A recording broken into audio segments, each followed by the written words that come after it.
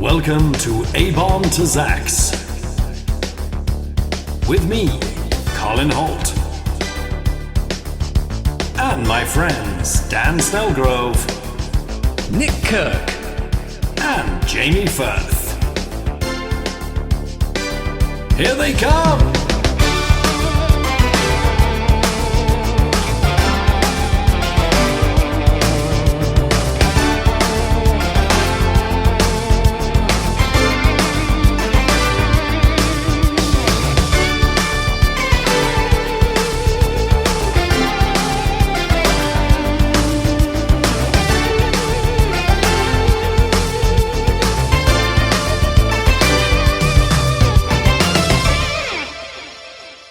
Oh, just swallowed a fake chicken nugget there.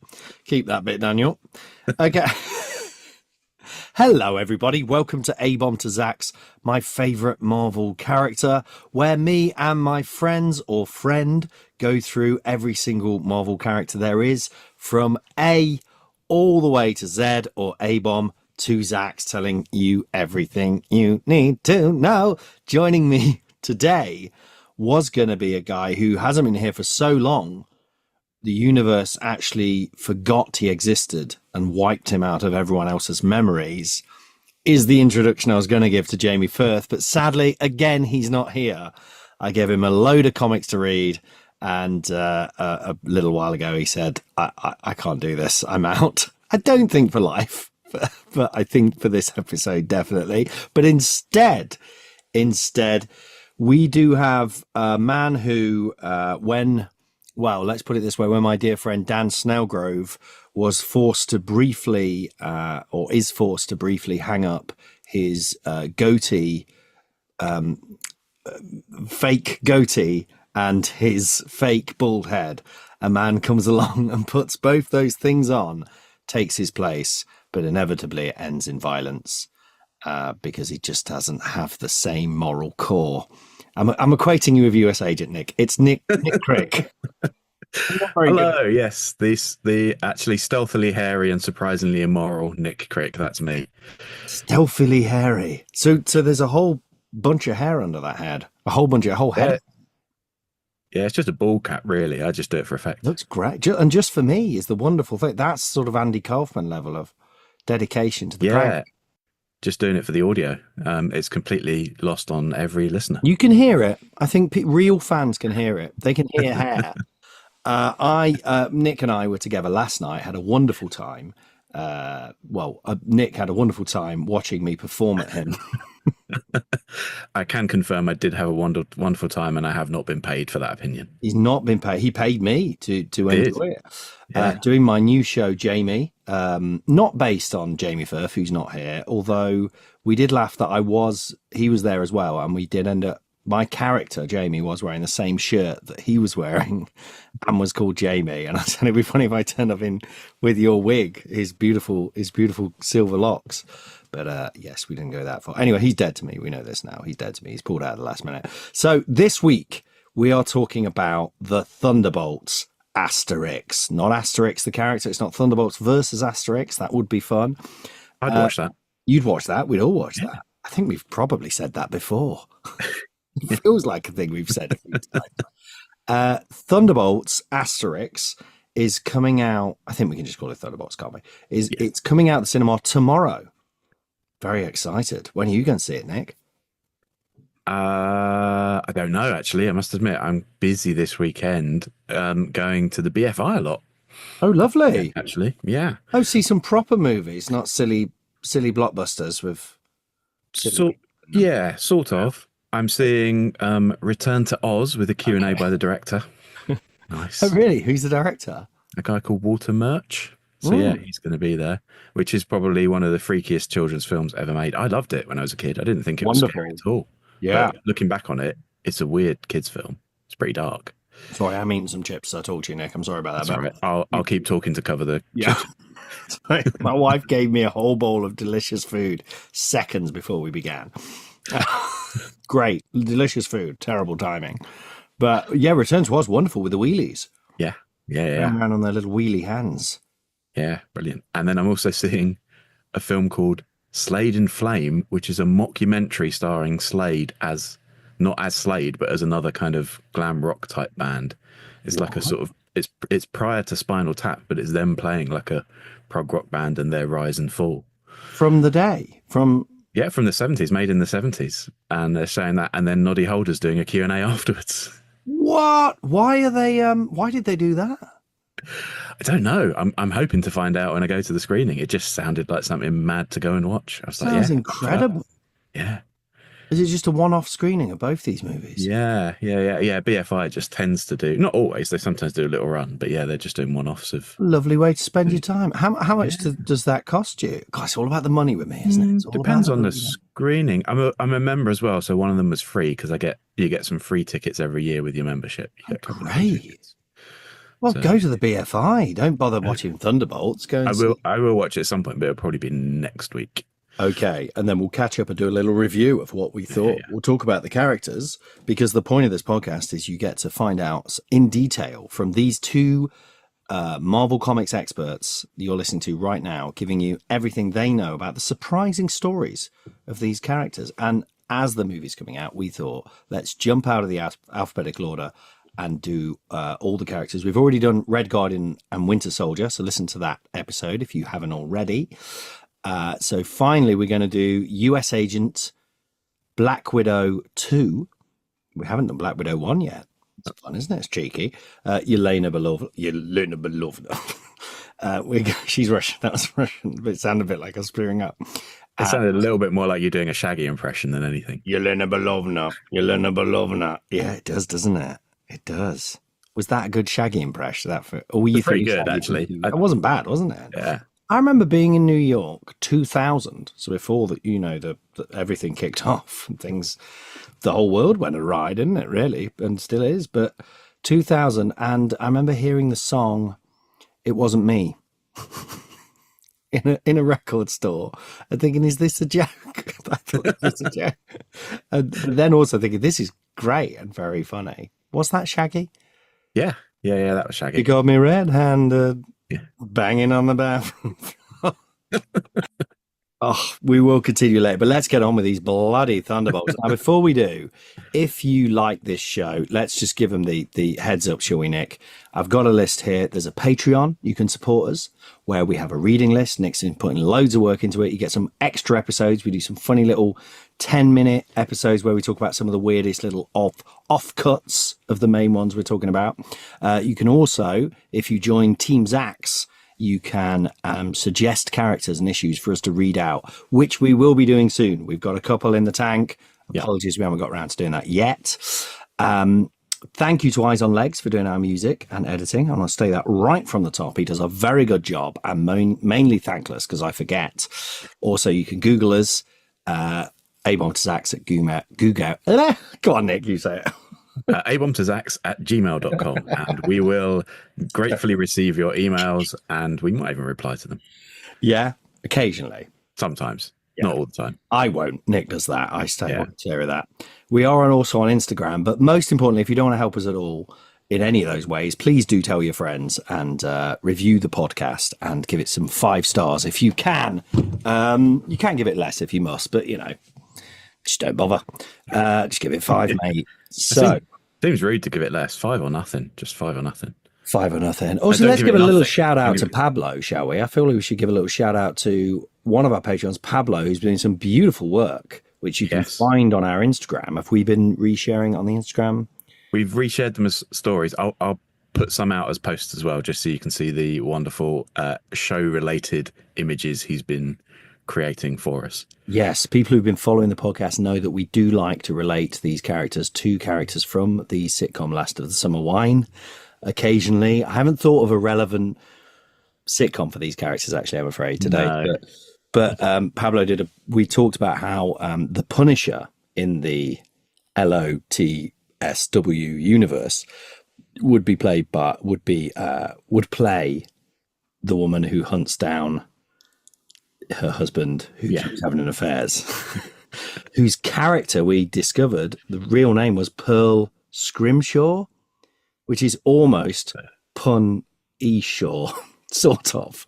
Anyway, Pablo did a beautiful cover of Pearl blasting the aforementioned couple as the Punisher. It really was a thing of beauty. So thank you for that, Pablo. Keep them coming. And yeah, please do send us all your thoughts if you're enjoying the pod and all that. I'm sort of done now. Shall we leave it there? No, we can't talk about the Thunderbolts, Nick. Right, we've got 4 Thunderbolts to cover. We have. Yelena Belovna. Oh, that's where we got to, wasn't it? In case I haven't mentioned it before, I do have ADHD. Yelena Belovna, USAgent. Or is it USA gent? Yeah. As in, he's a gent. He's a gent from the USA. Yeah, exactly. He's a sort of Victorian fop. That would be a bit more fun, wouldn't it? The Sentry. That's going to be a hard one to explain. Yeah. And finally, Taskmaster. Taskmaster, who I love and who I'm afraid, not to sound like one of them blokes who hates it when they change characters into female characters and such like, but I do think Taskmaster has been a little bit ruined in the movies compared to the beauty that is Tony Masters, aka Taskmaster, real name Tony Masters. I mean, that in itself is a thing of beauty. Yeah. So, Nick, let's start off, buddy. You've done a bit of research on this, haven't you? We've read a variety of comics that we've talked about, that we've listed as well, so you can read along. Please read along on the Marvel Unlimited app, or go and buy the back issues if you can be bothered. Read along with us. We've got some essential comics to read and also some extras you can read if you can be bothered, because what's better than reading comics? Talking about comics? Talking about it today. I tell you what might be the best is what I did today, which is sitting in the pub and downing 2 pints whilst reading comics. And that does sound good. I had about 6 minutes and I was halfway through 1 pint. I went, yeah, I could probably get another.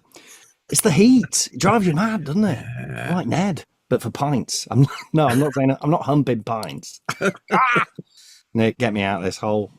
What should we talk about first? Should we talk about the Thunderbolts in general? Do you want to give us a little what your take on that is? Because a lot of people are wondering, well, who are the bloody Thunderbolts? Yeah, I hadn't really read them from the start before. So never did I. First issue, I'd only read some of the later runs, namely the run where Norman Osborn takes over. Was when I read it. Thing of beauty. Which is glorious. But initially, the Thunderbolts come about when a number of the heroes have supposedly died due to a character called Onslaught. And in fact, they aren't dead. They've just been shunted off into a separate universe for a bit, which failed. So they then came back again. By Franklin Richards, I believe. Yes, by son of Reed and Sue Richards, Franklin, who's created this other universe for them to save them from death. But the world believes the Avengers, Fantastic Four, Iron Man, they're all dead at this point. The X-Men and Spider-Man are still in this universe. And comics-wise, this was so they could kind of restart those characters with super hot artists at the time who are now kind of generally considered a bit crap, like Rob Liefeld and stuff, but at the time were kind of unstoppable. The artists. Yeah. Yeah, so they kind of recreate. And there's a very infamous drawing he did of Captain America with like such a huge chest. It looks like he's got a huge pair of breasts. Yeah, it's just really weird perspective on it. It's like it's not a pose. Sort of standing at a side angle. Yeah, but his chest is still sort of front on, even though he stood slightly to the side. So just really, the perspective's really strange on it. Like anatomically. If it was in a Mark Grunwald D-Man comic where they're hitting the showers, then I'd go, yeah, great. It's doing the job. But I think it's meant to look kind of somehow macho and cool. Yeah. It looks like he's just got a huge pair of breasts. Yeah. Which is fine. I'd love a Captain America with breasts, I hasten to add. However, yes, it's very funny. Anyway, so there's this big hole in the Marvel universe because all the heroes have died, we think. So this new team springs up, calling themselves the Thunderbolts. So these new heroes that nobody's ever seen before, they sort of pop up out of nowhere, start doing hero stuff, saving lives, and then ultimately at the end of the first issue of Thunderbolts, there's a big reveal, and it turns out that the leader of the Thunderbolts is in fact Captain America's enemy Baron Zemo, and the rest of the Thunderbolts are the villainous team, the Masters of Evil. So really, they're the bad guys pretending to be a team of good guys. Shock twist. It was a shock twist, but I knew the twist was coming, but I never read it at the time. Yeah. And I would not recommend reading that comic. I have to say, it's so boring. Yeah, it wasn't great. I did read the whole issue. Well, I hate criticizing anyone, as you know, but I like to think Kurt Busiek is a really nice guy from everything I've read and heard about him. But sometimes his comics are so dull. There's so many words unnecessarily, like so much just unnecessarily information. Yeah, this was very wordy. He's done some runs on Superman that I quite enjoyed. I quite liked some stuff there, but yeah, this was not great. However, the later runs on Thunderbolt, particularly the one where we've talked about this period where there's a period called sort of the Dark Reign, where Norman Osborn's in charge of like a shield equivalent called Hammer. He takes over the Thunderbolts and starts running them, and it's peopled with people like Venom and Bullseye, and it's great fun. It's really over the top. He's obviously struggling with suppressing his feelings about Spider-Man throughout the run. Anytime there's a mention of Spider, he nearly goes off the rails every time. Yeah, so you've got the Superhuman Commission, Superhuman Registration Act, and sort of secret police are going out, or armed police are going out arresting anyone who's a superhero. And the team of Thunderbolts are like the superpowered ones who help them. Yeah. So it's very authoritarian, totalitarian, and it really, they talk a lot within it about the media and how they've created toys of them, and it's very Trumpian. I know we bring the politics a lot, but it's like, it really feels like they've got everyone on side, even though Captain America is the person they're hunting down, who you think, but somehow they've, black is now white, and Captain America is the worst, number one terrorist, FBI most wanted type thing. Well, they've used the sort of power of media to make Norman Osborn a hero, because at the end of the sort of Skrull invasion, he's the one seen, delivering the final blow, so the world sees him as a hero, and he uses that to his advantage. American businessman using billionaire using business ideas to supposedly solve a government. It's great. It's fantastic. One thing I just want to say about that original Thunderbolt, sorry, before we go, and it ran for about 100 issues, the original Thunderbolts team, obviously. It went on for ages. But one thing I did think was not great, because I always thought the twist, you'll never see the twist coming, blah, blah, blah. And I knew what it was, but I was still excited for that moment. Yeah. But then they're all in this room after being heroes for a while, and they're just sort of in the locker room. And Baron Zemo takes off his superhero mask. He's being a superhero called Citizen V. Takes off the mask, and then his face is hideously scarred. And they say to him, "Hey, put the mask back on." And he says, "Oh, you want me to put the mask on? Maybe I'll put a different mask on." And then puts the Baron Zemo mask on. Yeah. But the thing is, they all know he's Baron Zemo. So they're just like stood in this room together. It made me think of Austin Powers, where they all just sit there laughing. Ha ha ha ha ha ha ha ha, like as in how evil they are and all the evil they're going to do. Yeah, but it's like we've said before, those times where you have that exposition that you wouldn't ever have in real life, like when someone says, "So my brother, who I've known my entire life, as you know, our mother who gave birth to both of us." It's that level of we all know this. I'm just going to put the mask on to remind you. Do remember we're all supervillains, right? just in case anyone forgot. It is a good twist, but it executed poorly, I'd say. But the other amazing thing, of course, has to be mentioned about the later Thunderbolts one you mentioned. Issue 111 is one I'd recommend reading. It's so brutal, but Bullseye turns up, and Bullseye is the when all else has failed, they just send him in, but they send him in like with a couple of police like next to him, ready to shoot him if he does anything. And then he just he goes in, stabs whoever he's got to stab, and then goes out, and they deny he's part of the team.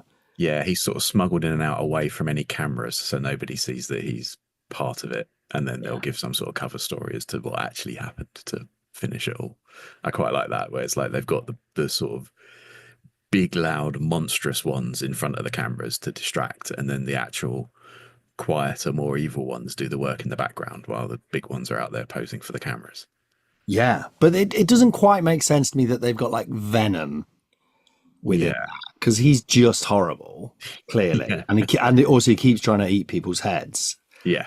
and they have to keep stopping him. No, Venom, don't do that. They basically. But have it's to keep great. pacing. Highly recommend reading that. And then since then, the Thunderbolts. So yeah, they start as a team of supervillains posing as heroes. They then become a kind of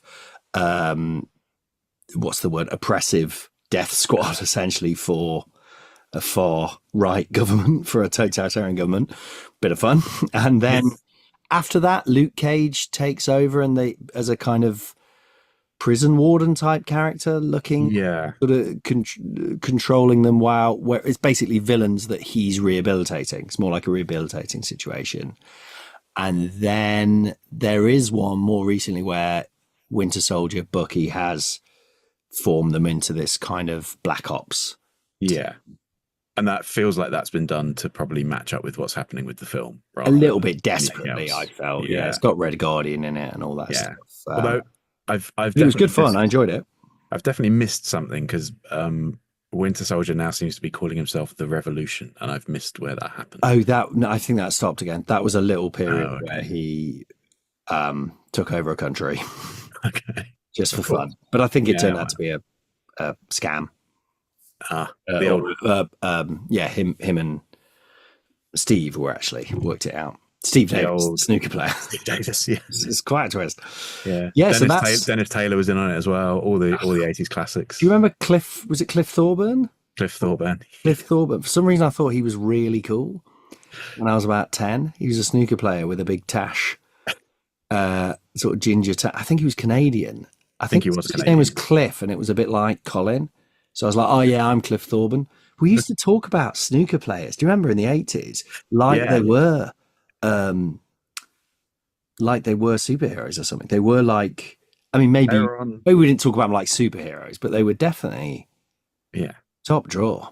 They were on like light entertainment programs on a Saturday night and things like that. They Big Break. They were all over the shop. Oh, for any of our for any of our non-UK listeners listening, Steve Davis is one of our greatest prime ministers. Just to be clear. And Big Break was kind of during that era, it was sort of Thatcher's propaganda wing. Was that? It was the Ministry of Propaganda, led by Jim Davison. Yeah. Who's sort of our Stalin. Everyone's favourite comedy Nazi, Jim Davison. I don't think we have to edit that out. That's fine. We can say that. Is he a comedy Nazi? But not a funny Nazi. It's quite right-wing. Right, come on. Let's get back on track. Where are we going with this? But I think maybe we found our theme for this episode is snooker players. Snooker players. Okay. So with that in mind, USAgent, should we jump in with him? And let's see what snooker player he would be. That is our little quiz for each other as we go through this. USAgent, real name John F. Walker. I don't think that's a middle name klaxon because we don't know what the F stands for. John fucking Walker. Sorry. Childish. It's an explicit episode. I've had some beers. 6'4", Nick. Whew. 6'4". 122 kilograms. Get in. Big lad. Got down to 96, by the way. Okay. These beers might be taking me back up to... Well, I was hoping for a little bit more... more of a victory parade from that. Oh, thank you. Thank you. That's great. No, I've worked hard at it. I carried 100 kilograms yesterday. Nice. That's almost like carrying John F. Walker, isn't it? Yeah. Blonde hair, beautiful blue eyes, created by Mark Grunwald, our hero. This is why I'm really annoyed Jamie's not here, because Mark Grunwald, I think, is his perfect writer. And Tom Morgan. Don't know who that is. In Captain America 323, 1986. Can you imagine if Tom Morgan listened to this and I literally just went, Tom Morgan, don't know who that is. Bloke. Tom Morgan, we love your work. 395 appearances. Not that many. That's quite a few. Okay, so do you want to hear... It's more Marvel comics than I've been in. I'll tell you that, Nick, for a start. Yeah, so far. Yes. That is my dream, to be immortalized as a replacement for another hero. What hero could you replace? What hero hasn't been replaced? Mr. Fantastic, you couldn't really replace, could you? No. Who else could you replace? I think it started in the late 80s, 90s, didn't it? This thing of like getting in an edgier, darker version of the hero. Yeah, I mean DC's done replacing heroes for a long while. They've got like proper multiple legacy versions, whereas Marvel doesn't really do that. They more tend to keep. Peter Parker is Spider-Man. Or actually, no, you've got about 4 Spider-Men now. That's a bad example. Yeah, I'd say there's been like different eras of this replacing them with a new version. Like you say, there was the sort of the 60s where you had new Green Lantern, new Flash, but that was more just like a reinvention for the time. And then 80s and 90s, darker time, edgier. You got another Green Lantern, another Flash in the 80s and 90s. True. And then more recently, with the advent of, more woke thoughts. I hate saying woke because I am very woke, but I can't say it without sounding like I'm being like now and going woke. But with a more inclusive, interesting, tolerant, diversive. That's the word. Yeah. And then in the last sort of 10 years, you've had, a female Thor, all that sort of thing. That's it. I quite liked that. I quite like that run of Jane Foster as Thor. Wonderful. But we're not talking about her right now, Nick. We'll get to that later. We're talking about USAgent. non-fucking Walker. He does have a second name, which we'll get to, as in a second name he gets given. We'll get to in a minute. Shall I give you a quick history of John F. Walker? Go for it. Nick. So he starts off in Captain America as... Do you remember the wrestling federation we talked about? The Unlimited Class Wrestling Federation, which is set up by a character called the Power Broker. I've never seen the Power Broker. I don't know what he looks like. I mean, I'm excited to find... I'm reading all the Grunwalds and I'm excited to find him. I feel like I have seen the Power Broker at some You're just a man in a suit. Could you be a man? Anyway, he's giving people superpowers and then they're paying him off by joining his wrestling thing. Standard payment. This is where it all gets super homoerotic. This is the D-man stuff, which I love. Anyway, he gets convinced by an agent, not a secret agent, but a kind of acting agent, like I have, an entertainment agent called Ethan Thrum. I don't know whether that's anagram or a sort of parody of someone. Normally when there's an agent character, it's a parody of Stan Lee, isn't it, in these things? Normally like them having a go at Stan Lee. Anyway, Ethan Thrum convinces John Walker, who's had these drugs to become super strong. So he's super strong. He's not just like Cap. He's proper, not Hulk strong, but he's Spider-Man strong, maybe. Yeah. Around a little bit less, maybe. Anyway, Ethan Thrum convinces him to become a superhero, but in a kind of, there's money in it. You can take over from Captain America. You can be the big star. So a bit like with Mr. Miracle in DC, he's kind of like trying to make him a star, and he makes him the super patriot, even not patriot, super patriot. And the idea is that he thinks Cap's old fashioned. He sort of turns up. He does rallies. It's, again, very Trumpian. He actually does these rallies where he's kind of like trying to say the old order has let you down. You need a new man to come in. He's very obviously a sort of comment on Reaganism and all that, like we said with another character, I can't remember, but that's kind of, born in the USA type thing. Although I think I said that last time and I said what I'm about to say. I know Born in the USA is an anti-Vietnam song. Anyway, living in America is what I mean. I've got through this exact series of words on a previous episode. I can't remember which. There is one funny bit apparently where he just fights with Cap all day. They're just like fighting for hours and he can't land a punch on him. But is it like They Live, basically, where it's like that 10-minute fight sequence? Oh, with Roddy Piper. Yeah. Yeah, it's that, but for a day, and people are watching. I think it's more like that bit in South Park. Do you remember when Timmy and Jimmy have a fight? Which is based on the They Live. Oh, is it really? Yeah. Oh, man, that's so funny. It's almost shot for shot, the They Live fight. Do you remember the Fast Show as well? You did The Longest Fight as one of their sketches, right? And just cut back to it. The two blokes just completely knackered. Just punching back getting and up forth. And it does a kick and then falls over. It goes so good. Anyway, Captain America leaves being Captain America, the real Captain America, Steve Rogers, because a group called the Commission, who are kind of running SHIELD, the government superheroes type thing, ask him to do their bidding. So it's a bit like an early forerunner to Civil War. They say you have to do what we tell you. You have to follow your orders as opposed to just go out and hit people. Yeah, I think we covered this one in an earlier episode. I think we read the in issue. Captain America. I think we read the issue where he maybe we did. quits. Okay, well, you will remember then, dear listener, that he quits. Yeah. When he quits, they make John Captain America, basically, but he's almost immediately bad, right? Did you read the issue Grunwald wrote of Captain America that I put on the list? No, I didn't manage to reid the. Oh my God, it's one of the best things I've ever read. It's absolutely fantastic from beginning to end. Basically, he's got like 3 friends, right, from his wrestling days, and there's one of them becomes Bucky, and then 2 of them go on to become 2 characters called Left Winger and Right Winger. That's their superhero names. So they just fight each other. They're just pissy. They just like don't talk to each other at Christmas. But he Winger and Right Winger.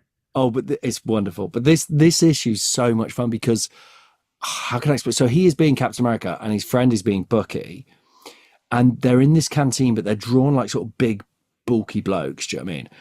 And there's a great bit where they're in the canteen and Freedom Force, which is like Blob and Pyro, are there, but they're like calling them names, like throwing food at them and stuff, and they're just like, shut him, ignore him, he's an idiot. Just it's the same way we got the Serpent Society talking about unions and stuff. The idea of superheroes in the canteen getting their lunch, being really petty and throwing food at each other, so good. Like doing their kind of wadded up balls of paper and spitting them through straws at each other, that kind of thing. All that stuff, wonderful. I think possibly Blob does that, but he's like, I love the kind of ignore them. They're idiots. They don't know what they're saying. You know what I mean? We're better than them. But what is great, I'm going beating around the bush. What I'm trying to say. Oh yeah. So in the Falcon and the Winter Soldier, which USAgent first appears in on TV, he kind of quite quickly ends up killing someone or nearly killing someone. It's like, you can't be Cap. You're a bad guy. You're not morally good enough. But in this, it's like, much more interesting, because what happens is Ethan Thrum, you remember the agent, gets in touch with him and basically blackmails him and says, I know who you really are. I know you're pretending to be Captain America. I'm going to reveal to the world unless you give me money. And what's great is in that canteen scene, they're sat there and there's no sense of we should do the right thing. It's immediately like, what we should do is dress up and beat the crap out of him and threaten him, like disguise ourselves and then just beat the shit out of him. And what is really good, I thought, is as he's doing it, I mean, it's definitely worth reading just that piece of writing, because as he's in no way going, I'm a bad guy, or yeah, that's what I do, I beat people up. He's going, what would be the right thing to do? What would Cap do? Do you know what Cap wouldn't do? He'd never back down to a scumbag like Ethan Thrum. Cap would go there and sort him out. So it's this beautiful convincing himself that up is down kind of thing. And it's, again, really, Trump's in our heads all the time, but it's really is that, where him and this guy who's being Bucky, what's quite funny, he's sort of dressed in Bucky's outfit, but he's massive and just looks really like he's put a sort of kid's clothes on, convince themselves that they should do this bad thing. Yeah. But because they think that is the right thing to do. Yeah, but that's it's really good. That's always the most interesting. Like, the interesting bad guys are the ones who don't realize they're the bad guys. Yeah. It's much more interesting when someone doesn't necessarily, where it's just more complicated what their thought process is around doing it, not just like I have an evil scheme and I want to enact it because ha ha ha ha. It's always much more interesting when it's I think this is the right thing to do and I'm going to do it no matter what. Yeah, it's really good. Yeah. It's really anyway. I recommend that highly. So after that, things go very bad for him.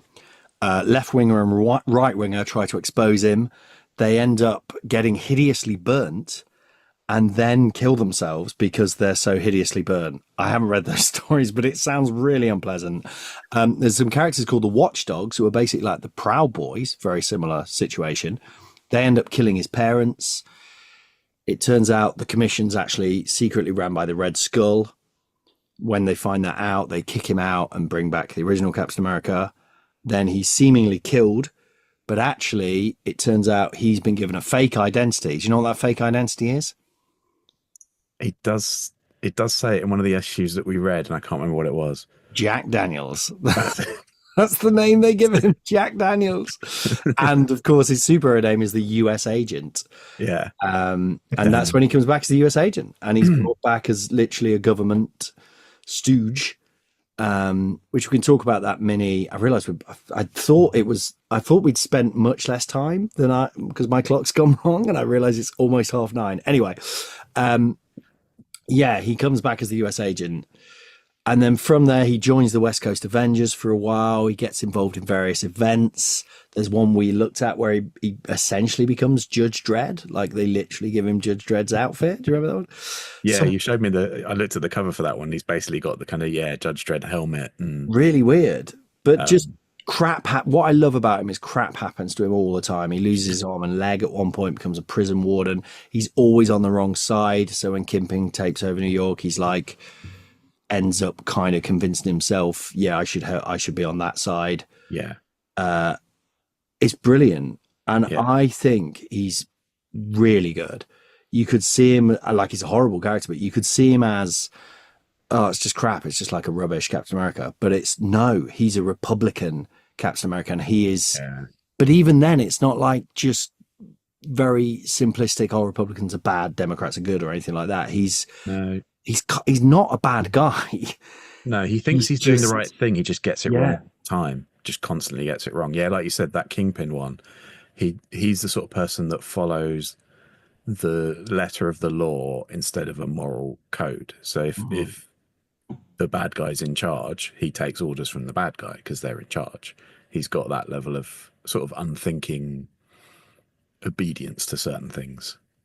But with, yes, totally. But with brimming with confidence, he's kind of completely convinced that he's right. Right. And he'd just be one of those really annoying guys who just you go to uni with and they end up becoming a policeman. Sorry, but do you know what I mean?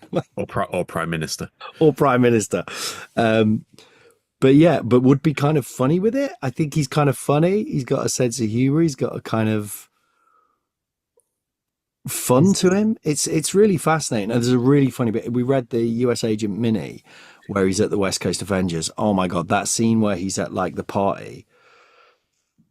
And it goes a bit almost like The Boys. It's like they're at a kind of porn LA party or something, isn't it? It feels quite extreme for something that is still within the limits of the like comics code at this point. They're like pushing it as far as they can get to, because there's all like swimsuit and bikini clad people at this Avengers party, and it's clearly about to become an orgy. It's a sex party. It's a total sex. And what I love is he's sat there with his shield in his full body costume, looking really uncomfortable, refusing to join in. Yeah. And they were like, come on, join in. He's like, no, I won't. I really love it. Stupid, you're all being silly.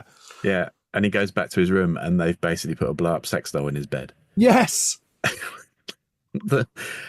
It's so they prank him because he's too serious. Great character. He'd be the character you'd want to play in a TV show, isn't he? But it feels like at this level, the West Coast Avengers are basically living in Porky's, maybe. Yeah, it's very Porky's. They're just having fun. They are not bothered about fighting crime or anything like that. I mean, they've had to deal with Master Pandemonium, to be fair. He's got babies for hands, so basically anything. Once you've seen that, you're like, I'm just going to try and enjoy life because I'm never getting that out of my head. I'm not. Can't handle this. He's got babies for hands. Love him. Love the USAgent. And in that story is really good as well. It's a 4-part miniseries. I was thinking this would be absolute crap, but it was great. Again, it's Mark Gruenwald. And it's a Scourge one where you've got Scourge, who is this originally just one guy, but I think turns out to be a kind of secret society where killing supervillains. Yeah. Kind of like a group of Punishers, essentially. And then it turns out it's ran by the original Golden Age Angel, Thomas Holloway himself, who is now a bitter old man. Do you remember that one where he fights 6 big men? Angel versus the 6 big men. And he just killed 6 big men over the course of like 3 pages. It's really bad. So there you go. USAgent. USAgent. Yeah. Possibly the Cliff Forbin of the group? Yeah, maybe. Or maybe the Hurricane Higgins. Hurricane, what, because he's a loose cannon? Yeah. Okay. You don't know what he's going to do. Bit twitchy. Full on ADHD. Yeah, okay, fair enough. Is he a straight shooter, though? I think of Hurricane Higgins was a boozer and a... Yeah. No, Yeah, we haven't got time to... Let's say Hurricane Higgins. Fine. Shall I do my next one quick? Just while I'm on the roll? I'm aware I'm talking a lot, but that is what I do every single episode. If you haven't been here before, Nick, if you haven't experienced one of these. Oh yeah, what is this? What are we doing? Taskmaster, AKA Tony Masters, best comic name of all time, rivaling Enigma. Yeah. His code name is Taskmaster because his real name is Tony Masters. Fucking T Masters. Yeah, nice. 6'2", 99 kilograms. Awooga. He is 2 kilograms bigger than me. Yeah, you're under. Finally. Created by David Michelini and the late great George Perez, a lovely man who we all love. Avengers 195, 1980, 314 appearances for the Taskmaster. So Taskmaster has this ability where he has photogenic reflexes. He can look at anyone and then copy what you do. He can look at fighters, he can look at boxers, then he can box exactly like them. It starts when he's a kid and he's watching telly and he watches cowboys with a lasso, and then suddenly he can do a lasso. He watches footballers, suddenly he can play football just like them. All that, he's got this ability from the beginning. When the Avengers first come across him, he has kidnapped both Ant-Man and Wasp. What a delightful sandwich that would be. Sorry, all the tiny ones. All the tinies. He's got them all strung up because they have discovered him. Another thing I love about Taskmaster, he's not out there he does have the most flamboyant costume of all time, but he's not out there going, I will rule the world or anything. He just wants to make money, get away with it. So he's running this school for supervillains. He's teaching them because he's got these abilities. He's watched all the superheroes. He knows how they all fight. So he's teaching supervillains to beat them. Ant-Man and the Wasp and the other Ant-Man come across it, and he's not happy about it. So he kidnaps them. There's a great bit. I won't go into the plot because it's quite convoluted, but there's a character in it who's an old professor, and he gives him the chance to kill him. Taskmaster does. And the guy goes, I've never held a gun before. And then he fires it and goes, ouch, as he fires it, and does a really pathetic shot that Taskmaster he goes, you didn't even aim for me or whatever. Yeah. It's really quite an unpleasant moment. And then just looks at him so fiercely that the man has a heart attack and dies. Yeah. I like the way he dies. Beautiful bit of George Perez there. He just says, I can't die like this. It's so common. Absolutely delightful. When the Avengers turn up and start fighting Taskmaster, he holds his own. He properly gives them a good kicking. But what I like about him, he says there ain't no bucks in feeding an ego. I'm out of here, and just leaves it because he's like, it's not worth it, mate. I love his accent. It's a Bronx accent, you were saying, Nick? You thought it was South American, but actually it's Bronx. Yeah, he says in his origin he's from the Bronx, but I kind of, the way it was written, it kind of sounds Southern, because he says lines like, I'm just a simple teacher, darling. It just feels a little bit Southern rather than Bronx. But that does sound I mean, when you said it in that accent, it sounded really Southern. Yeah. Well, no, I think he's more like that. And he's kind of, that is, and I like it because he's got a real, I guess Goodfellas, and not Goodfellas maybe, but certainly Taxi Driver and all those films are out. Yeah. Maybe they were sort of aping that. Yeah. There's a bit where he gets his minions to attack, offering them a bonus to attack. The minions responds with the exclamation, hot spam. Which, to be honest, I quite want to start using in everyday life when someone... What made him say hot spam? Or was it? Was that bit where the hot spam starts flying at him? He says to his minions, attack, a 10 grand bonus to the man who takes my head, because he wants to try and prove that he can defeat them. Yeah. And the minions' response is, hot spam, 10 grand, eh? Mm-hmm, I'm in. I guess he's like hot dog, but hot Yeah. spam. The thing is, you don't know the writers now. Who is it? David Michelin? That might have just been. He might have just found that funny. Who knows? I think so. He's probably It written feels 1,000 comics by that point. He's got an amazing costume, right? I love the color scheme. It's kind of like a big flamboyant pirate with a Skeletor face. yeah. He's got a sword and a shield and a bow because Yeah. he can copy Swordsman, Captain America, and Hawkeye. And some guns. He's basically got all the weapons strapped on him. He's such a dude, but that color scheme is lovely. And since I've been reading them, I keep seeing it. I saw a bus where I am, a bus going past, and for a second I went, "Oh, Taskmaster." So after this, he becomes a top villain against Cap and the Avengers generally. I'm afraid there is a period where he gets involved with Agent X, which we talked about before. And we don't talk about that series, but the worst crime? They get rid of his costume and he has a boring sort of armor plated, just Kevlar thing with a skull on it. Rubbish. Anyway, Taskmaster eventually discovers the truth. I didn't know any of this stuff. Did you know any of this? The truth about Taskmaster, who he really is? No, I think he is actually Tony Masters. I don't think that's made up. They haven't touched that. It turns out, he discovers he was actually a SHIELD agent called Tony Masters, obviously. And he, for some reason, this is a shady bit, pumps himself full of a Nazi version of the super soldier serum. They've already established that he's got the photogenic thing. So it just makes him better at that. It's unnecessary. Anyway, that's one side. It's a little bit hat on a hat. Yes. The problem with that is it makes him forget everything. So every time he uses his photogenic abilities, he forgets something else. So if he copies your punching, then he forgets How to use a spoon. Yeah, but I know he forgets like a memory, like where he's from. Or whatever. Right. Oh, okay. Yeah, So anyway, what happens is his wife, whose name is Mercedes Mercedes, that is her actual name, is also a SHIELD agent. She quite brutally decides to use this and tells him his name's Taskmaster and he's a supervillain and she's his trainer. And there's an organization called the Org, which it turns out is actually run by SHIELD, by her. Of course. But It's always run by SHIELD at some point. Yeah, so so from the beginning, he's a double agent in the supervillain world. He's not a real supervillain. Okay. He's reporting back to Org, which he thinks is his supervillain bosses, but actually they're SHIELD. He remembers all this, then has to fight this big baddie who's got an organization that's called MILF, which is obviously a deliberate joke, but it's like Minions International something Force.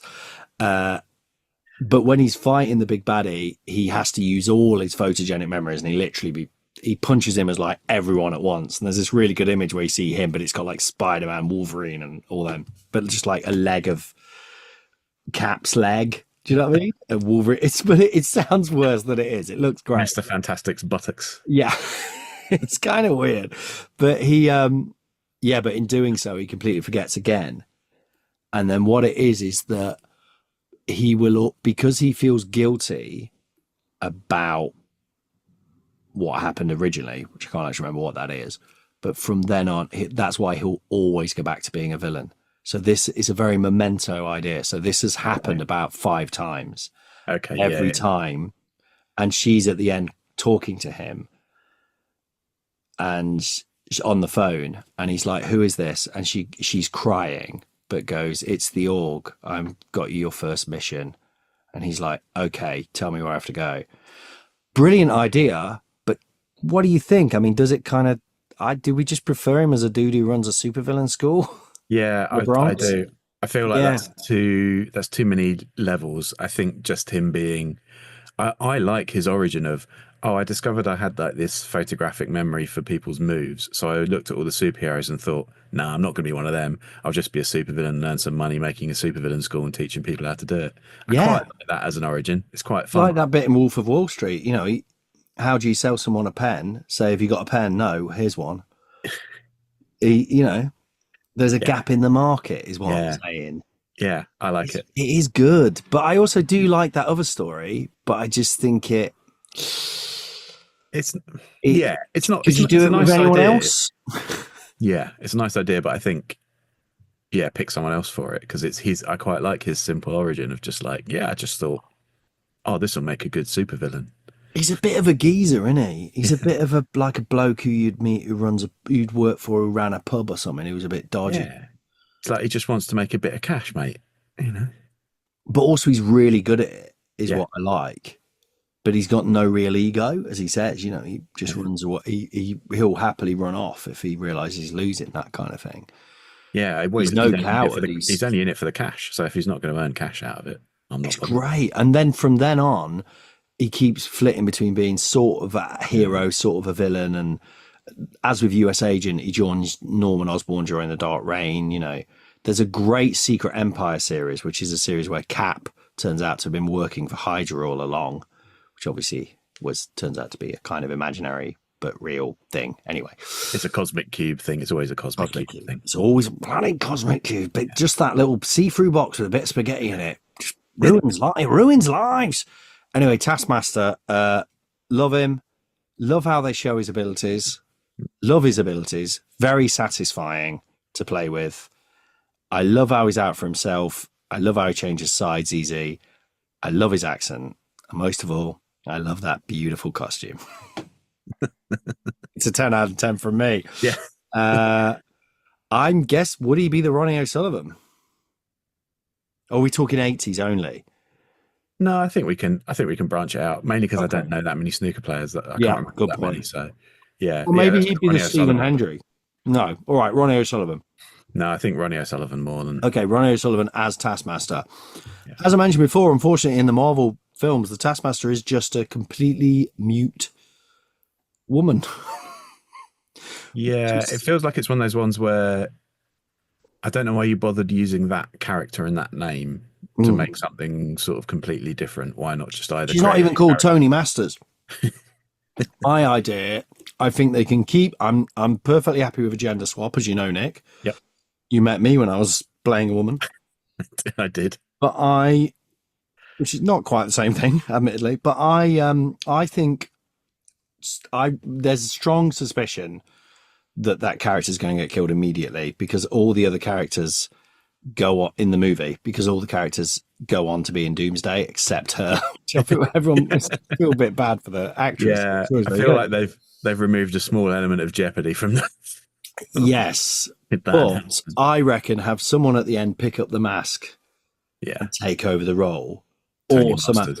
But who do you know? What I think it should be. Keep it a woman. It's the woman whose name I've forgotten from Russian Doll. Oh, Natasha Lyonne? Yes. Her? I think so. But she's very Bronx, isn't she? And very kind of, I don't know if she's actually Bronx, but very New Yorky, rough and ready. Yeah, she'd be good. She'd be great as a female version of Taskmaster. Yeah, that just sort of, I'm just doing this for the money, mate. Hey, fuck it. That kind of thing. Yeah. So there we go. Okay. There's Taskmaster. Finally. Well, actually, we've got two more. Do you want to hit me, Nick? Who do you want to do first? To go. Should we go with, I'm not going to do the accent. Should we go with Yelena Belova? Sorry. Yeah. Yeah, that one. Yeah, that one. The lady. So, created by Devin Grayson and J.G. Jones. First appeared back in Inhumans, number 5 in 1999. Oh, yeah. And great series. Height 5'7", weight 61 kilograms. Real name Yelena Belova. That is her name. That's her name. Yeah. Appearance is 250. Oh, more than I thought. I didn't think she'd been around that much. And much like the original Black Widow, Natasha or Natalia Romanova, however you want to. Yeah, it does change, doesn't it? Yeah, she goes by both sometimes. Yelena is a product of Russia's Red Room program, which seems to mainly involve torturing young girls until they're spies. Seems to be their main MO. But I'm pretty sure when she first appears in that Black Widow, I know she has that appearance in Humans, but then she's in a Black Widow miniseries. Yes. Which I never read at the time, and I read it recently for this. We'll get into it, but I thought it was great. I loved it. Yeah, enjoyed that one. And it's a nice, quite a quick, actiony read as well. Oh, hardly any words, almost no words. Literally like a kid's picture book, but with guns and shooting and quite horrible things happening. But I think I think at that point, though, they don't really do the Red Room because they're still keeping the idea that Natasha was married to Alexei and that she was a ballerina who just, do you remember in that? I think I talked about her in one of the episodes where it's like that they pretended he died so that she'd become a spy. It's a really weird bit of... I mean, she's got a very convoluted backstory as well. They keep changing. It's like Wolverine. They keep sort of changing bits as they go along when they And she's meant to be old as well, isn't she? She's meant to be like 90 years old. She's about the same age as Steve Rogers, isn't she? Right. Okay. But so Yelena, what's the history of this lovely lady? Well, originally she thinks that, Natasha's a traitor to Mother Russia because of all that kind of brainwashing that she's had. She eventually sort of rebels against that after a very convoluted face-off Mission Impossible style scheme in which Natasha and Yelena actually swap faces. I do not physically this. I still don't. Yeah, physically swap faces. Like the movie Face Off. Much like Face Off. Yeah, they actually swap faces in order and then to put them back. Yeah. Presumably they don't cut them off Joker style. Do they just transfer them in a kind of machine? I haven't read the issues on this one, so I don't really know what the specifics are. What was the Judge Dredd thing? The face change thing in Judge Dredd, where you could just go and get a new face. Yeah, I think it's just a face change machine. They call it, don't they? Yeah, it is that. I think it is that simple in Judge Dredd. It's just like a face change machine. Yeah. So there's a convoluted scheme that kind of it's to help her break that brainwashing and not see Natasha as the enemy, and realize that they're one and the same after all. And standard convoluted spy stuff to get a very simple outcome. So in the movie, she's a bit more like kooky and fun, and she's dark, but she's kind of, whereas in this she's like ashamed of Natasha, isn't she? And she's quite a spy. I mean, after that face-off thing though, apparently she briefly gives up spying to build a lingerie empire. Yeah, apparently so, of course, because that's this J.G. Jones again, because J.G. Jones does some very horny pictures. I've got to say it had to be one where I had to slightly cover it on the train while I was reading in case someone behind me. But she does take up spying again and ends up working for like Hydra and AIM after a botched mission. What happened to the lingerie business? I don't know. I didn't really say what happens to that. I guess there wasn't enough money in it. Okay. Yeah. She does briefly take on the powers of the Sentry at one point, at which point AIM think that's a bit too much and they kill her. But then Norman Osborn and AIM bring her back. And then she dies again, bit careless at this point. And she's brought back as a clone with the memories of the original version restored. It's quite handy, that, actually, in the end. Oh, so it's a real, just forget all that bit. Yeah, we'll just... Doesn't she get, hideously burnt and scarred and stuff? She's much more a villain, isn't she? She's much more a kind of, Yeah, I think before... Do you know what she's a bit like? I haven't actually seen it, but she's a bit like Killing Eve. Yeah. Jodie Comer. She's kind of that, isn't she? She's a bit more psychotic, I think, than... Yeah. But eventually she teams up with an also resurrected Black Widow. She's been resurrected a few times. And then takes on her own identity as the White Widow, which, to be honest, it's basically the Black Widow, but with a different color costume. So I think she's tried, at least. She's tried. Wasn't the White Widow a kind of name the Sun gave to a terrorist? Possibly. Oh, well. Possibly. But it works. There's also a Red Widow. Have you ever seen her? No, I don't think I've seen the Red. She's great. She's very scary. She's in the Jason Aaron run on Avengers, I think, with the Winter Guard. She's kind of like Russia's new Widow. She's not in the list, sadly, but maybe when we read Black Widow, we could do her as an extra, so to speak. But Yelena. Yeah, so that's Yelena, sort of a more psychotic version of Black Widow. I'd say in the comics, definitely different to the movie version. I imagine they're trying to make her more like the movie version now. They probably will, and I imagine she'll revert from being White Widow to Black Widow again after the movie, unless they just call her White Widow in the movie, is possible. Maybe. Don't know how. One thing I don't like with the trailer is that they don't just put USAgent, Winter Soldier in the trailer. It's all like Walker. Yelena. I think they could give them. They can call her Black Widow. I mean, Black Widow's literally dead in the MCU now. Surely they can just call her Black Widow, can't they? Anyway, Not going to be confusing. I mean, there's worse things happening in the world, Nick. I won't give any money to that particular GoFundMe. But, great, yeah. I mean, I don't think there's a lot to say because she's great, but it is what it is. She's just a really good spy. She's basically Black Widow but blonde and vicious. And I love the MCU take that she's like a little sister. I think is a very good take. I think that I think this is one where the MCU version is a bit more interesting. But that's probably more because it's Florence Pugh than anything. But yeah, who's great? Yeah, she's brilliant. 10 out of 10.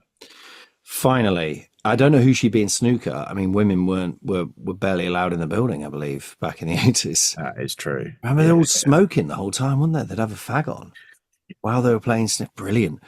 Fag, for our American listeners, of course, is a cigarette in the UK. But Yelena Belovna, Stephen Hendry, but a woman.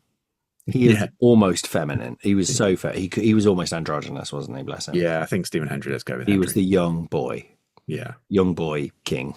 The young upstart. He came in with that slight sense of he's going to take over and knock the king off this throne, who at the time was Steve Davis. Yeah. Anyway, finally, the Sentry. Finally, the Sentry. Oh boy. So, the Steve Davis of the group. I mean, he's Steve Davis. Let's be honest. Yeah, there's no doubt on this one. There's no denying that. Steve Davis. Created by Paul Jenkins, Jay Lee, and Rick Veitch. Mm-hmm. Rick Veitch, who used to ink Swamp Thing. Yeah, apparently so. For that, he was part of the creation. Oh. First appearance, Sentry #1 back in 2000. Uh-huh. Height, real name Robert Bob Reynolds. Mm-hmm. Height 6 foot as Bob, 6'2" as the Sentry. So he gains a couple of inches when he's the Sentry. Nice to know he's still only my height. Yeah, there you go. And weight 88 as Bob. Mm-hmm. 90 as the Sentry. So he doesn't put on a lot. And he's Superman level, so yeah. Appearances 250. That was more than I thought. Yeah, again, I thought he'd had about. I would have thought 150. Yeah. No, he's been around. So the Sentry. We're introduced initially to sort of mild-mannered Bob Reynolds, who's having these sort of bad dreams where he's both a superhero and he's going up against this sort of powerful menace called the Void. And it turns out the reason he's having those dreams is that he was in fact a superhero known as the Sentry, and that both he and the rest of the world have forgotten that fact, along with the fact that he was one of the early Avengers. So he's been part of Marvel history from the start, and everyone has forgotten him. And the reason it's been forgotten is that the Void is in fact a real threat that's another personality contained within him. And so with the aid of Mr. Fantastic and the Fantastic Four, Bob and the world's memories of the Sentry and the Void are wiped, so removing that threat of the Void. And does Bob know about that? Because I didn't quite understand. Was he aware? Because he uncovers this truth, doesn't he? And he's is that right? So initially, in order to keep the world safe, he gets his memories wiped again. Yeah. But this being comics, that doesn't last. And it turns out that the world didn't quite forget him. They didn't actually forget him to destroy the Void. It turns out that pesky mutant mastermind was up to his mind tricks again, and he was the one who was mucking around with everyone's memories.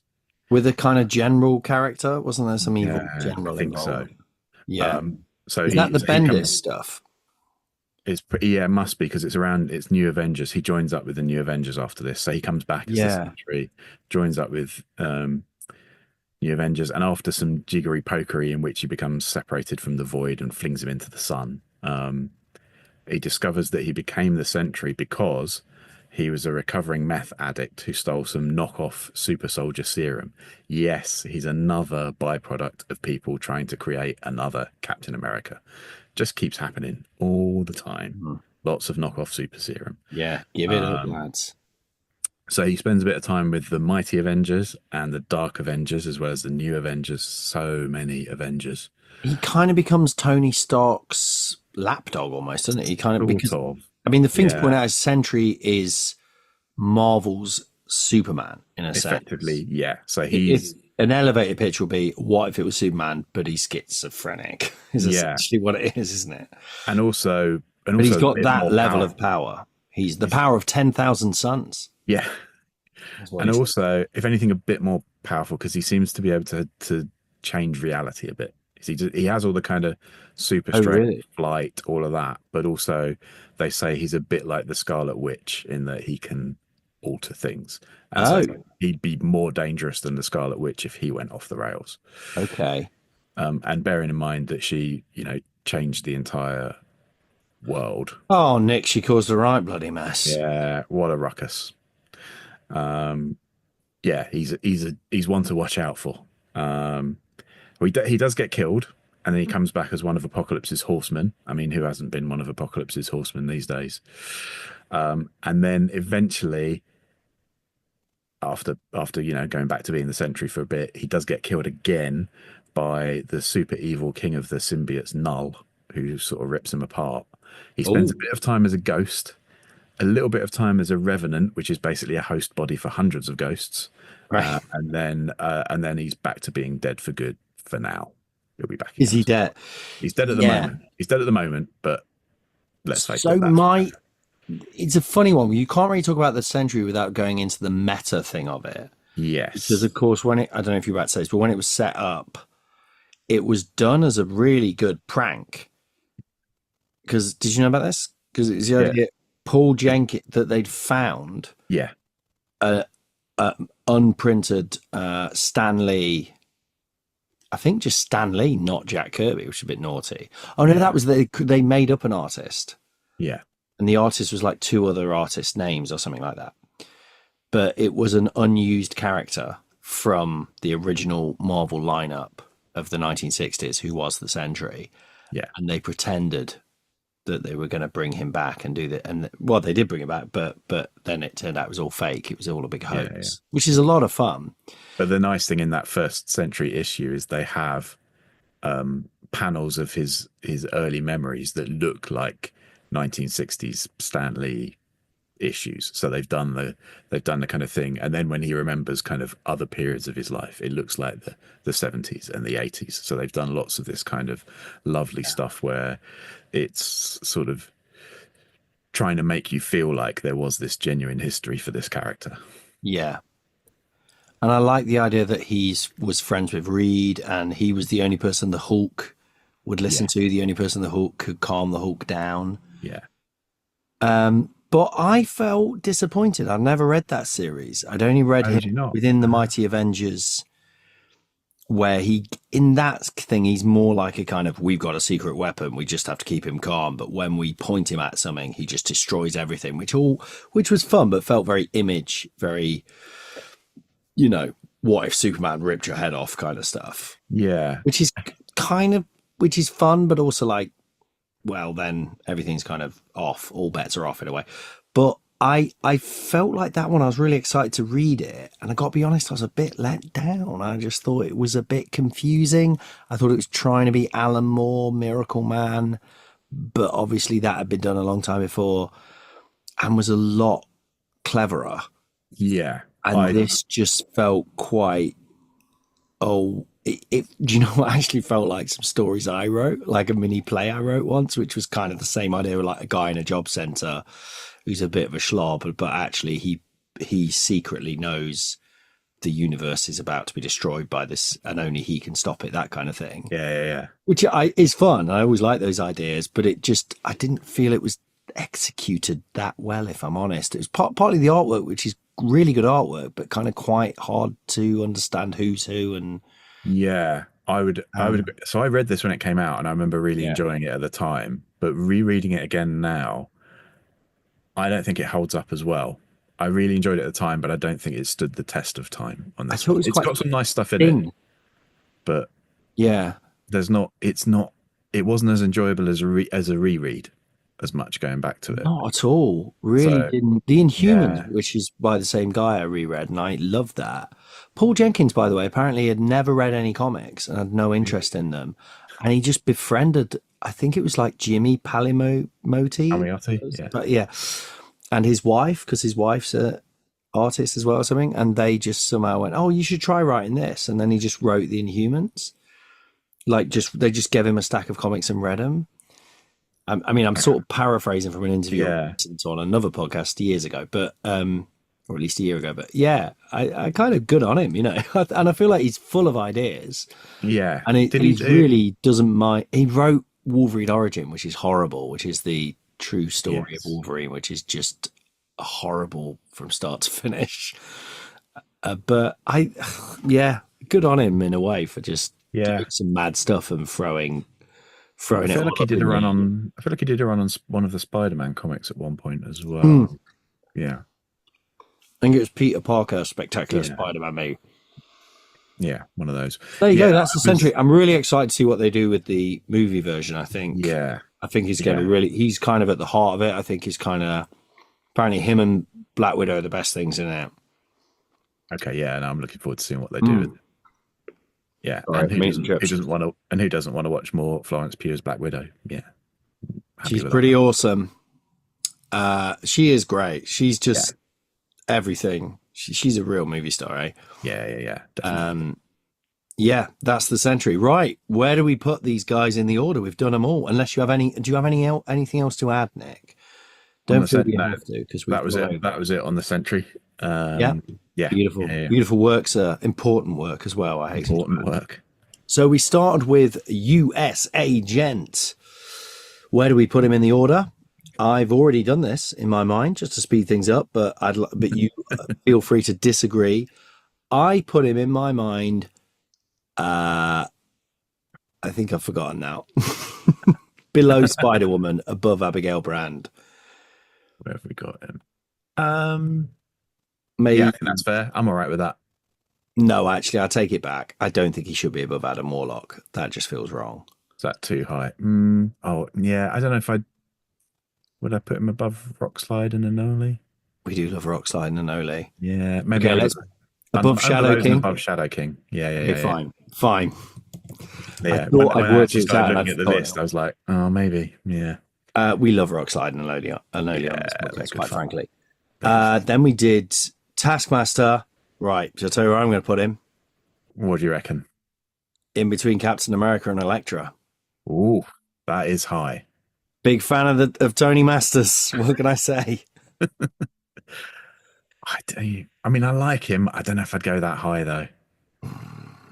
Nick, could he be my Abyss? I don't know, but Ooh, no. Are you gonna play a Joker on this one and say I think he's above Apocalypse? Don't you think? I know Apocalypse is important and I think powerful and all that, but all right, let's put him above Porcupine, below Elektra.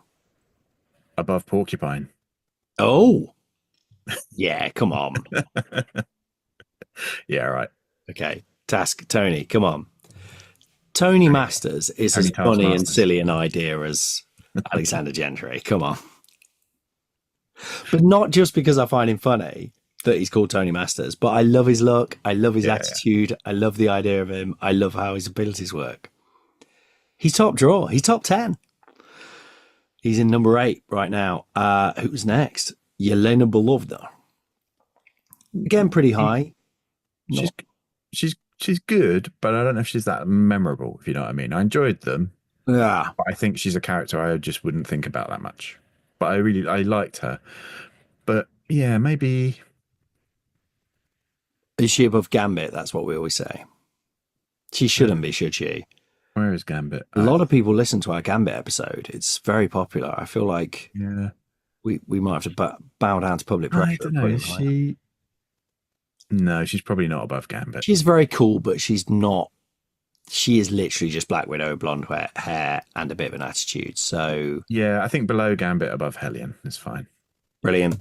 Loving it. Loving this. Finally, the Sentry, the man himself, power of 1,000 suns.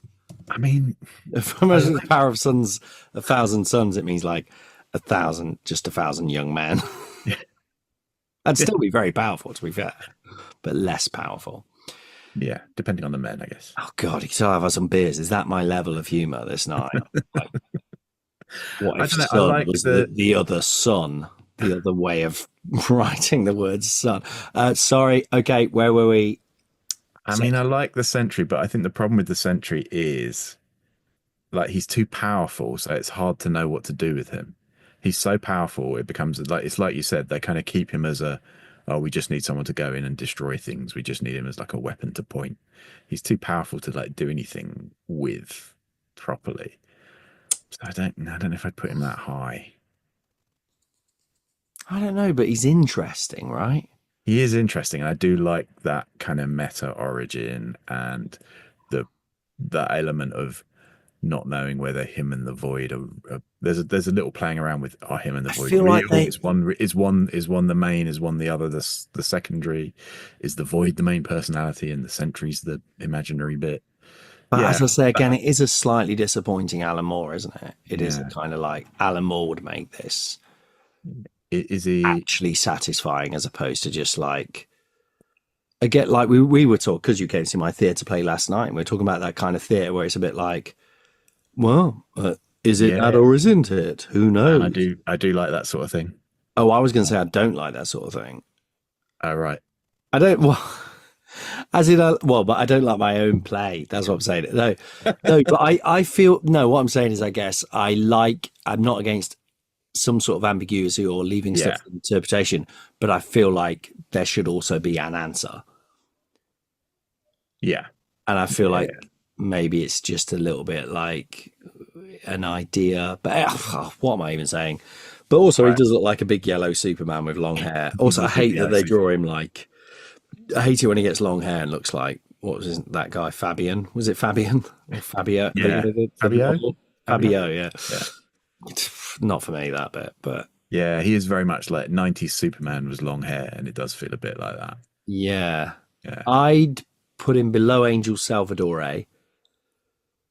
Okay, yeah, I was going to suggest between Abyss and Zombie, so around the same sort of level. I'd put him above Falcon, though. I've been thinking about Falcon more and more, and I feel like that we have, to some degree, like not wanting to become those guys who are saying, "Not my Captain America," but actually, he's such a boring character, isn't he? And yeah, and to be fair, we've put Isaiah Bradley quite high. yes, thank you, Nick. He's a much more interesting Captain America. Yes. Who are we talking about? I've forgotten. The Sentry. We're talking about Sentry. I was going to say between Abyss and Zombie. Oh. Above Winter Soldier. Yeah. Let's do it. Yeah. Yeah, I think Winter Soldier is very cool, but just as a character, just all the comics we read, you're just like, once he's been revealed, I just don't want to know. I think that initial storyline with him is brilliant and really fascinating, and then after that, they just don't really know what to do with him. He's then just another spy, and it just becomes a bit just a spy with a clown. Again, I feel slightly. Who was I talking about in this way? Another character, but I feel slightly awkward around him.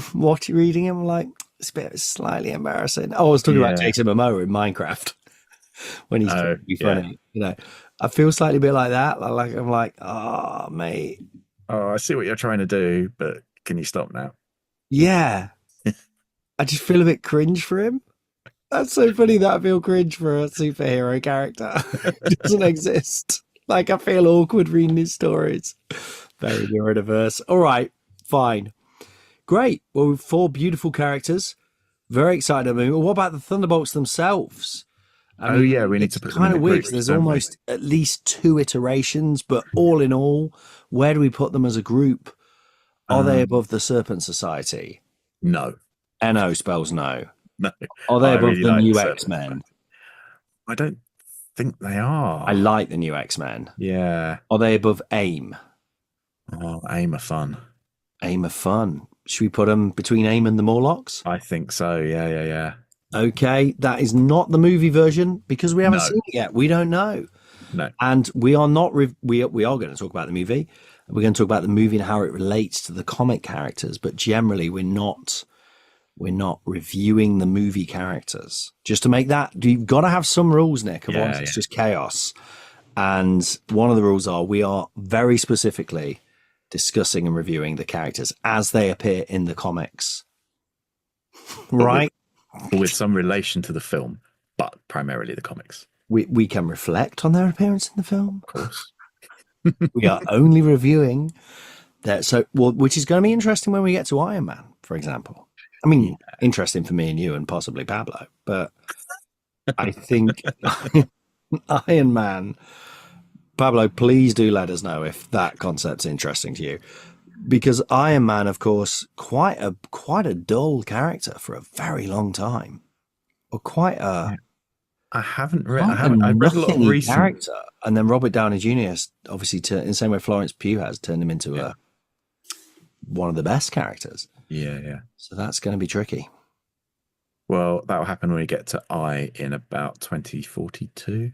2042, but we've done an S today. We've done a U. That's true. A USA. It's true. Yeah, we're flip flopping about all over the place. Oh, they bloody punched the air when they came up with USAgent, didn't they? And then came up with USAgent and Tony Masters. Yeah, someone took the day off after those ones. I'm glad we haven't mentioned the Greg Davis series. Oh, you just did. Oh, damn it! So close. Partly because no one's asked me to be on it. Yet. Not pointedly, but yet. I don't know if you can pointedly not ask someone to be on something, can you? The silence is deafening, is what I'm saying, Nick. What was that? It's trickier to pointedly not ask someone something, but it probably can be done. Yeah. Well, let's find out. Based on some of the hilarity I've come out with this episode, I probably won't have 2 beers. I might have 2 beers before it. Who are we talking to who went and did something and oh no, it was my mate who went for his first day doing a course and he was really excited about his course and then met his mate down the pub just before and had 4 pints and then turned up steaming. I mean, he's not got in trouble or anything. It was just I don't do not that. The first impression you want to make. It's not great, is it? It's just talking it. I was just laughing at the idea. He's sat on this. It's like an adult, like a sort of adult learning. He's doing it for his career, but just the idea of him sat there on day one with all these younger students and stuff, and he's throwing up in the corner and stuff. Bottle someone because he stinking Estella absolutely reeks on a hot day, as do I probably right now. Nick, as you know, this is the highlight of my week. This is my midlife crisis manifest. I enjoy every second of it. I enjoy coming up with it, recording it, and then listening to it afterwards. And me, apart from the listening to it afterwards, I don't tend to listen to the ones with me in it because. Do you not? Nick? Oh, mate. Oh, man. I listen to the ones with Dan and Jamie. They're good fun. I listen to them and go, well, if he ever bloody comes back, I listen to them and giggle along as I'm listening, oh yeah, that's a really good point actually, stuff like that. I listened to the early one while I was away. I listened to A-Bomb again, and what was funny was there's about 6 jokes or comments or whatever we make that we make again repeatedly throughout. We've only done under 40 episodes. One is where Jamie makes a joke about Red Hulk and Green Hulk being 3D. Nice. Yeah, it's all right. I don't know if it bears repeating. There's quite a few like that, and there's a lot where there's so many times where we've explained to Dan the comics code. And he goes, hang on, what? There was a code. What's this then? But every time we say him in the 1950s comics were almost banned forever. He goes, you what happened there? What was it? It's like a child, complete innocent. So what we're basically saying is that we all seem to have the memory of a goldfish and we're basically making the same episode repeatedly. Please do let us know, listeners, if you're listening to this going... Oh God, he's on. No, he's not gonna. Oh, yep, he's doing it. He's telling that story again. If someone wants to make a bingo chart of everything we repeatedly say throughout the episodes, please do, and email it through to abombtozzzax@gmail.com. Yeah, let's have it. Let's have it. All right. Remember, friends, to tell your friends listeners, and get some more people listening. It's doing well, though, isn't it, Nick? It's happening. Yeah. And get yourself over onto the Patreon where you can get some little extra bonus mini eps. They tend to go up in between the main episodes, so we try and do one a week if possible. So get yourself on the Patreon and follow us on Instagram at abombtozzzax. And also, we're in the process of putting the episodes on YouTube. So if you like just watching stuff on YouTube, the episodes will be up there as well for you to stream as a playlist. Yeah, that's a good idea, isn't it? And we've done it. We've bloody done it. Lovely. Well, shaflang to you, old friend. Shaflang. Hot spam. Hot spam, shaflang. R.I.P. Alexander Gentry. In Hank Tony Pym Masters sucks. we trust. What was the last one? Hank Pym sucks. Hank Pym sucks. Hot spam, buddy. All right. Goodbye, everyone. Goodbye. You have been listening to abombtozzzax, my favorite Marvel character, with me, Colin Holt, and my friends Dan Snellgrove, Nick Kirk, and Jamie Firth. There they go! Please remember to support us at patreon.com/abombtozzzax.